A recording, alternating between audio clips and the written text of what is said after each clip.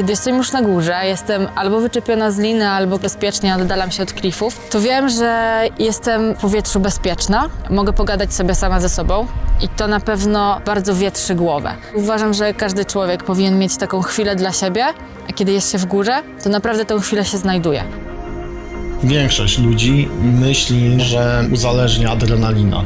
Najbardziej uzależnia taka samotność, bycie samym ze sobą. Tego się nie da opisać. Każdy lot jest inny. Inne odczucia wzrokowe, inaczej pachnie powietrze, czasami chmury pachną i to jest po prostu niesamowite. Te 2, 3, 4 godziny lotu. No jesteśmy gdzie indziej, to jest nasz świat. Latanie to wolność i spokój. Ja to zawsze dostaję, jak latam. Jeżeli się czuję niekomfortowo w powietrzu, to najczęściej ląduję. Raczej nie szukam adrenaliny, ja raczej szukam odpoczynku w powietrzu. Czuję lekkość. Taką lekkość głowy i lekkość duszy. I tu chyba nie wkręcam, na serio.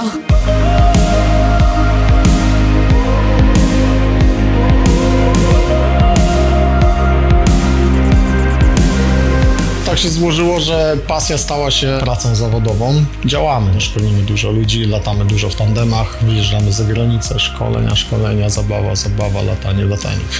Kurs zaczyna się od tego, że trzeba nauczyć się sterować paralotnią, czyli gdzieś tam na ziemi pobiegać, tą paralotnię utrzymać nad głową. Pierwszy dzień jest związany z nauką tego, jak się wpinać w uprząż, jak prawidłowo stawiać skrzydło. Jest to jeden z najtrudniejszych dni, bo wymaga najwięcej takiego wysiłku fizycznego. Gdy opanujemy ten trening naziemny, można zacząć latać. Te pierwsze loty są bardzo niskie, pół metra, metr nad ziemią, czasami 2. To są tak naprawdę bardziej podskoki. Trenuje się w ten sposób start i lądowania. Gdy to jest wytrenowane, można troszeczkę wyżej, na jakieś 10-15 metrów i wtedy robimy pierwsze zakręty w prawo, w lewo, z lądowaniem takim już wytrenowanym w tych poprzednich lotach. I później robimy znowu coraz wyżej. Z każdym lotem jest coraz wyżej, coraz więcej ćwiczeń, coraz więcej też dochodzi umiejętności kursanta, czyli on coraz więcej umie, coraz łatwiej mu jest na tej paralotni sobie lecieć, utrzymywać i wysokość, i kierunek lotu. Oczywiście jest kontakt z instruktorem. Instruktor cały czas przez radio podpowiada, utrzymuje takiego kursanta na odpowiednim torze. Gdy progres jest dosyć duży, tego radia coraz mniej instruktor używa. Kiedy rzeczywiście można było polatać bez większych wskazówek, bo samemu się ogarnia, to była duża satysfakcja na sam koniec. Jeżeli nie wiesz jeszcze, co jest twoją pasją, szukasz jej, a lubisz adrenalinę, to paralotniarstwo daje spokój ducha połączony z pozytywną adrenaliną i dobrym nakręcaniem się. Najtrudniejszy jest pierwszy krok, czyli zadzwonić, przyjechać na ten pierwszy dzień.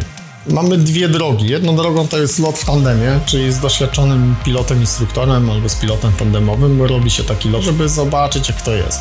I druga droga to jest szkolenia jednodniowe zapoznawcze. Jest to tak naprawdę pierwszy dzień kursu, czyli nauka stawiania paralotni na ziemi, bieganie po łące, opanowanie tej paralotni i pierwszy samodzielny lot, te pół metra nad ziemią.